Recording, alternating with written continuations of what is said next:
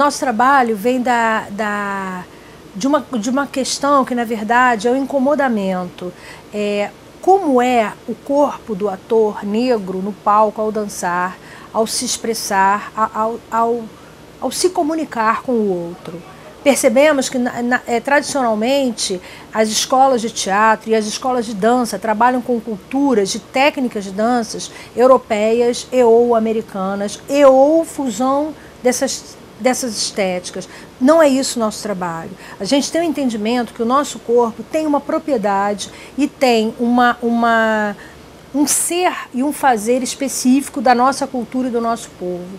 Procuramos, então, aonde está essa expressão que eu gosto muito de usar, essa motriz brasileira. Essa expressão é uma expressão criada pelo professor Zeca Ligiero. Motriz no sentido de ter movimento e não matriz, como uma coisa fixa. Essa motriz, a nossa premissa é que estaria nesses terreiros de candomblé.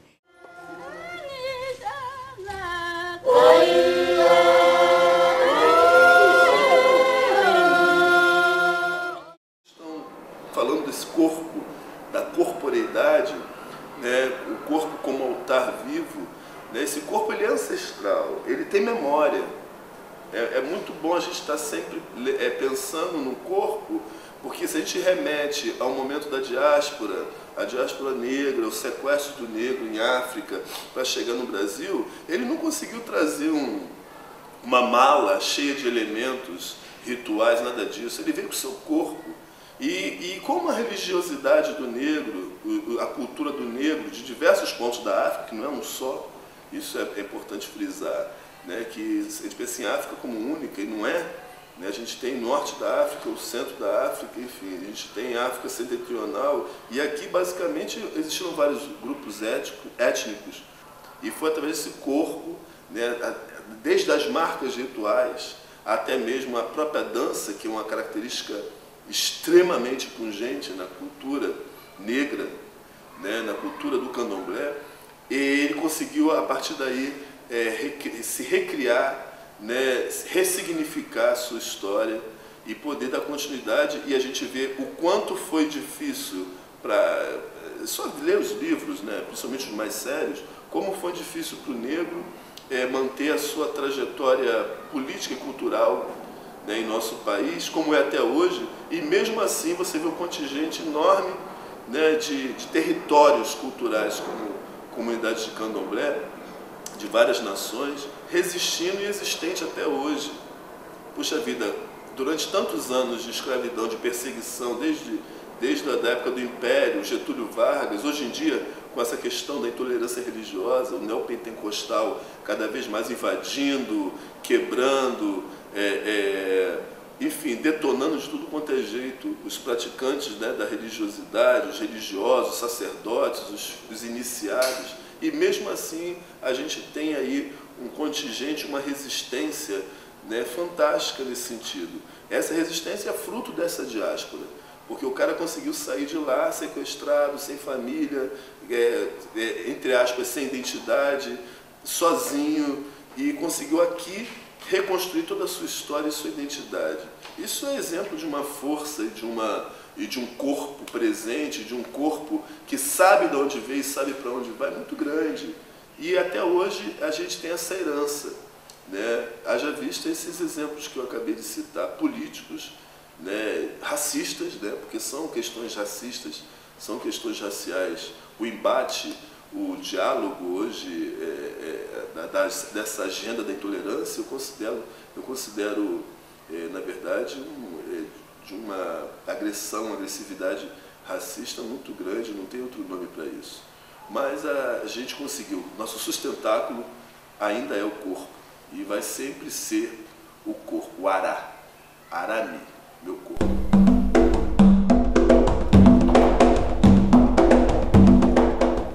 Bom, eu compreendo que o corpo é algo fundamental para nós que somos de orixá, de axé. Na verdade, nosso corpo é um altar vivo de nossas divindades, porque é a partir desse corpo que é preparado para essas divindades que cria-se uma identidade. Seja a identidade com a divindade específica, seja a identidade que vai nos construindo enquanto sujeitos, uma identidade que também se expressa. Esse corpo ele acaba falando também, demonstrando algumas coisas, aspectos, costumes, ritmos. Quer dizer, eu creio que esse corpo ele não é somente um corpo moldado para poder ser conformado a uma situação, mas ele é um corpo que tem uma amplitude maior. Se a gente for tentar identificar esse corpo, vamos dizer, uma pessoa que seja filha de Iemanjá, ela acaba assumindo alguns aspectos da própria divindade, seja na dança, quando Iemanjá dança com as mãos, com o movimento das águas, e ao mesmo tempo essas águas elas são conchas que se fecham, que se abrem ao movimento das ondas. Isso é um pouco essa identidade a partir da dança, dessa expressão estética também. A gente vai perceber que quando a gente vê Iemanjá de Iabaoderece, Osiei Iemanjá, Iapotabelede, Aoioro, Fitin Lachoereu, que se dança balançando a mão para um lado para o outro, esse movimento de se nadar nas águas, dessa mulher peixe, que vai abrindo os mares e mergulha e volta e aparece de novo a nós. Isso é uma expressão do que seja a própria identidade de um corpo a partir dessa referência que é a divindade, que seja Iemanjá. E os filhos dela também acabam assumindo algumas características, né? E eu não estou falando de estereótipo, eu estou falando de características mesmo. A gente vai perceber que algumas filhas de Iemanjá, elas são, em alguns momentos, esse corpo ele é robusto, ancião, dessa mãe ancestral, senhora das águas, e ao mesmo tempo esse corpo é de uma figura de uma pessoa extremamente ágil que vai lidar com as correntezas do mar, né? Orofiti, a potabelede, que é na verdade o som da pedra sobre a água. Orofiti faz o ritual para que esse ouvido esteja atento. Então, quer dizer, tem toda uma relação muito mais ampla do que significa, do que simboliza esse próprio corpo. Esse corpo, o cântico acaba expressando um pouco as funções do corpo desse sujeito, que é sacralizado a partir desse altar. Esse altar vivo que somos nós, preparados dentro da religiosidade para essa relação. A gente vai entender que essa identidade ela vai se construindo a partir do olhar doce, maternal, que aí são os vários membros desse corpo, desse olhar maternal da mãe, Iemanjá, a mãe e filha dos peixes, né? Que aí vai se desdobrando. E essa mãe que ela é maternal, ela também é uma mãe que se transforma em uma tsunami, ágil, autoritária, que reivindica lugares, espaços, muitas das vezes que nós, seres humanos, destruímos. Então é uma forma dessa natureza também se demonstrar a partir de seu cântico, de seu ritual. E cararuntonada jedokaya, meta oionada jedokaya, e cararun, que significa as conchas, a ostra, e cararrum, tonada jedokaya, e vai balançando, e já não é mais aquela correnteza suave, mas uma correnteza muito mais bravia, muito mais temerosa, que a gente sabe respeitar o limite de uma mãe. E muitas das vezes as filhas de Iemanjá acabam demonstrando isso. As filhas de Iemanjá Ogunté, que são guerreiras, brigonas, autoritárias. As filhas de Iaçabá, mais maternais, mães passionais. Então, esse corpo, ele vem trazendo um monte de signos que representam isso tudo, que é essa corporalidade, corporeidade também. Que não é somente a corporalidade, mas a corporeidade, de como a gente vai assumindo alguns significados para terem significância para nós mesmos e para as pessoas. Quando alguém vê uma filha de Iemanjá chegar aqui com uma mãe beata, que mesmo sendo filha de uma Iemanjá guerreira, mas a idade dela anciã a faz retornar essa mãe anciã também. E ela vai assumindo um pouco dessa identidade da mãe, um pouco mais dócil, mas também que se dá o direito de corrigir, castigar, chamar atenção, trazer os filhos à realidade. Isso é toda uma construção de corpo, a partir da vestimenta. Esse corpo vai assumindo um monte de outras facetas que vai demonstrando quem é esta figura que está ali presente a todos nós. A gente vai perceber isso muito nitidamente, quando esse corpo de uma pessoa com mãe beata adentra o barracão do candomblé no dia de festividade.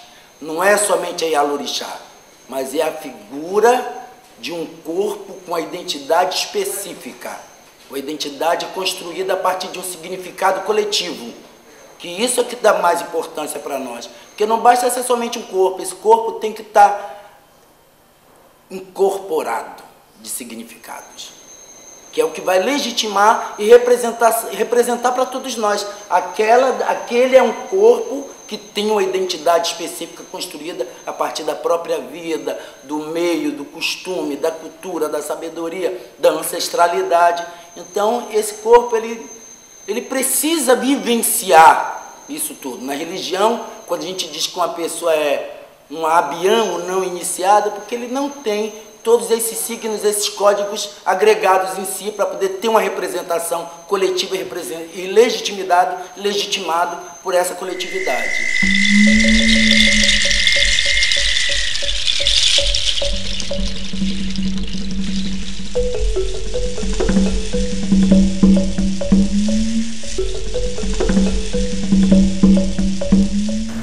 Em relação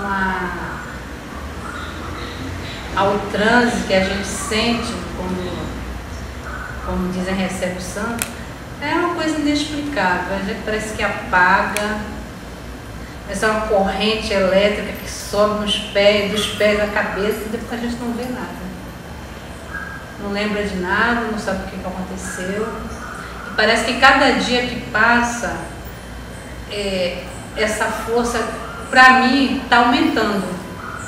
O primeiro dia que eu recebi o santo, que eu fiz do santo, para agora é completamente diferente. Parece que o vento é mais forte, a sensação é melhor, parece que você te toma todo, demora mais tempo. Antes não demorava, ia, voltava, agora não, agora você firma bem, você se entrega totalmente e é muito bom. No caso específico de Oyá, que a gente vê dessa mulher também desbravadora, guerreira, que come fogo junto com Xangô, as filhas são, de fato, aquelas que traz novos paradigmas, quebra novos conceitos, que seja na questão de gênero, de desconstruir os conceitos de gênero, do lugar da mulher submissa, submetida, que serve somente o homem. Olha, não, é aquela que consegue comer fogo com Xangô, que diz a ele, mesmo você sendo poderoso e sendo rei, eu sou a mulher que consegue ser tão vigorosa quanto você. Olha tete oya, olha tete oya, olha tete oya, olha tete nhaçã, olha tete oya, olha tete oya, olha tete oya, olha tete oya.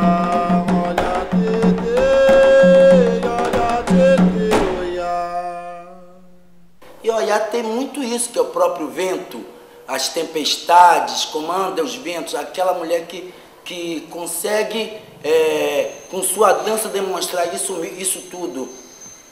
E a fulelé adeu, a fulelé, olha ijebe orojanirubu, a fulelé, olha bambaloia, a fulelé. E esse vento, ao mesmo tempo que esse vento que demonstra esse movimento do ar, é aquele mesmo tempo aquele vento mais dócil da própria borboleta, que ninguém pode imaginar como é que pode uma borboleta ter uma importância tão grande assim. Mas é o próprio significado da suavidade de Oyá sobre o próprio vento, que é a própria borboleta. Oyá é simbolizada com a borboleta. E nossas danças para Oyá, muitas das vezes a gente está aqui fazendo esse movimento, com o corpo demonstrando a leveza de Oyá e a sua própria intempestividade. A gente vê que esse corpo, ao mesmo tempo, se torna uma borboleta. Muitas das vezes Oyá é simbolizada com um elefante. Irim, ou Dagonumé, que a gente vê que um elefante é algo imenso e grande, mas suas orelhas é de uma leveza tão linda que ali representa o próprio movimento do vento, o abano, as borboletas do elefante que espanta seus insetos, seus parasitas que estão ao redor. Então, a gente vê que as filhas de Oiá são vigorosas, guerreiras, mulheres que desbravam, que lutam, comem fogo, quebra conceitos, consegue criar seus filhos sozinha, como a mãe dos Ibeji. Mesmo abandonada, ela continuou tendo os filhos, mas quando ela sentiu a necessidade de dizer, sou o vento, preciso ir embora, você, Odé, tome conta de seus filhos, porque nada prende o vento. E as filhas de Oiá é um pouco isso, essa quebra de coisas estabelecidas ou pré-estabelecidas pela sociedade que vivemos. Isso vem das sociedades que nós muitas das vezes chamamos de primitivas, que eu considero primevas, enquanto primeiras, daquelas que traz essa nova lógica de se pensar em viver uma vida que não seja a partir de um conceito tão racional e lógico ocidental. E é exatamente isso, as filhas de Oiá é essa coisa que a gente consegue usar uma espada e enfrentar Ogum, consegue correr atrás de Exu e brigar com ele, é tudo que a sociedade, muitas das vezes nossa, que dita moderna, não consegue imaginar uma mulher com todos esses predicados, que eu penso que sejam predicados, entendeu? De quebrar essas normas pré-estabelecidas por uma sociedade, que muitas das vezes as pessoas olham para as sociedades africanas, culturas africanas, como extremamente machistas, heterossexistas, mas não percebem como os orixás demonstram que não é bem assim. É somente sair um pouco de um foco, entrar o outro e começar a pensar a partir de uma nova lógica. Oxum é a candura das águas doces, o mel que adoça as nossas vidas. As danças dela é o jexá, aquela meiguice, né? Aquele dengue da mulher feminina, vamos dizer assim. Mas a partir de seu abebé dourado, ela consegue vencer guerras. Aie o chorodo, é o mar, fefé, chorodo. Oxum era a rainha, na mão direita tinha o seu espelho e vivia a se mirar.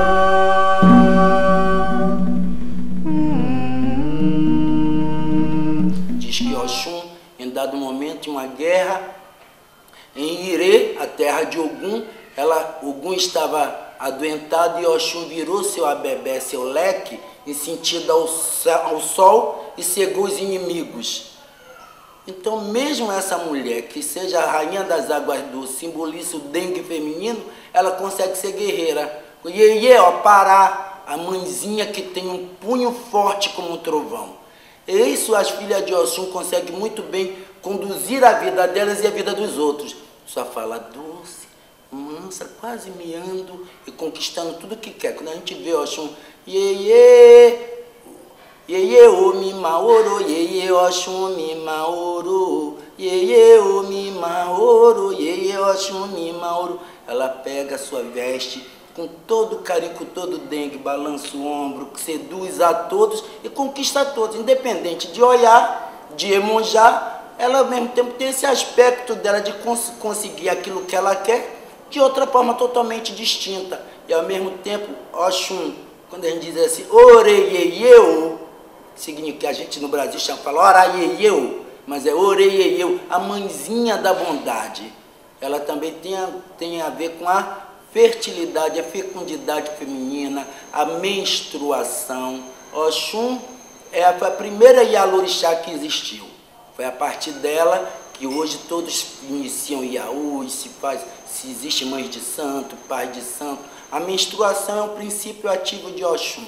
E geralmente ela sabe demonstrar tudo, que todos os orixás são apaixonados por Oxum. Ela é a predileta de Ifá, a predileta de Oxalá, foi a mulher de Xangô. Mesmo totalmente distinta de Oiá, foi uma das mulheres que Xangô mais se apaixonou e ela teve o cargo de Ayabá, de rainha. ligada a Xangô. Porque Iemonjá é Iabá, mãe anciã. Oxum é Ayabá. Iansã também é Ayabá. Ou Obirim-Obá, mulher do rei. E é mais ou menos assim que a gente compreende essa corporeidade. A gente vê as filhas de Oxum, muito cheia de brincos, de enfeites no corpo. É quase que uma identidade própria. E esse corpo cria isso para si também. E as filhas dela assimilam isso muito bem. Porque eu cultuo o meu corpo assim como eu cultuo o orixá. Se eu cuido do meu corpo, eu estou cuidando do orixá. Porque é o meu elemento de ligação com o orixá, é meu corpo.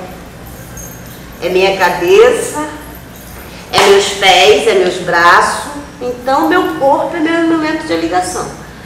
Porque se eu não tenho o meu corpo, o orixá não vai se fazer presente em mim. Então, para mim, meu corpo é como se fosse a casa e a morada do meu orixá. Então, para mim, meu corpo é tudo.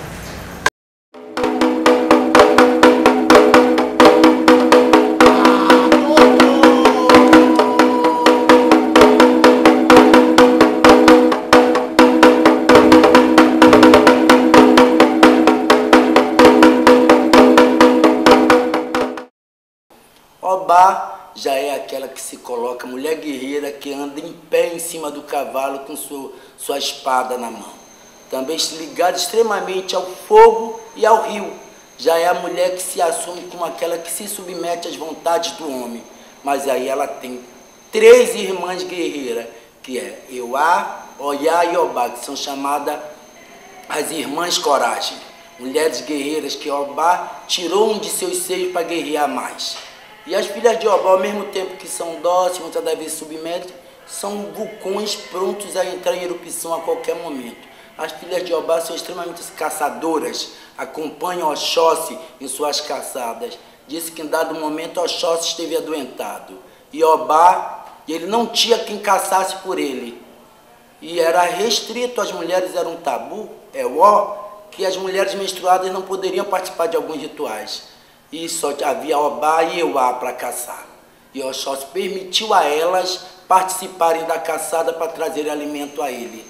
Tanto que até hoje, quando a gente vê Oxóssi caçar uma Obá, uma Euá, a gente vê que elas participam daquele momento. São consideradas também a Obirim-Odé, mulher do caçador.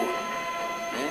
E geralmente a dança de Obá, esconderam sempre a orelha, que foi a grande vergonha dela pelo fato de ter tirado a orelha por uma artimanha de Oxum, que eu não penso nem que foi uma disputa de gênero, não. Na realidade é como se dão as relações, como elas estão se construídas. Não é mal, nem é ruim. Na realidade é uma luta pelo poder. Quem ganha, quem tivesse mais, conquistava mais. E Obá bota a mão na orelha para esconder e mostrar de fato de o que ela foi obrigada a fazer em nome do amor pelo seu homem, né? De abrir mão disso. Lógico que as feministas não vão concordar muito com essa discussão, não. Mas foi exatamente, se fosse preciso que ela pudesse ser mantida naquele lugar por um amor, ela fez isso. Então, eu acho que é exatamente isso. E as filhas de Obá, elas são, às vezes amam ao extremo, mas quando diz basta, é de uma única vez. E além de ser protegida muito por Oyá e Euá, que são as outras irmãs dela, que são chamadas irmãs coragens. E é por aí que as identidades, a corporalidade, a corporeidade vai se construindo para nós que somos de axé, para nós que somos pessoas que estamos no mundo de hoje.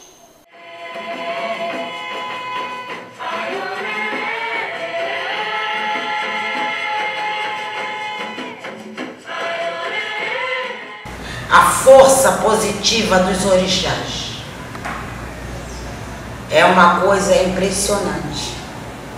A gente precisa ter fé e confiança para poder acreditar naquilo que você está vendo, naquilo que você está passando.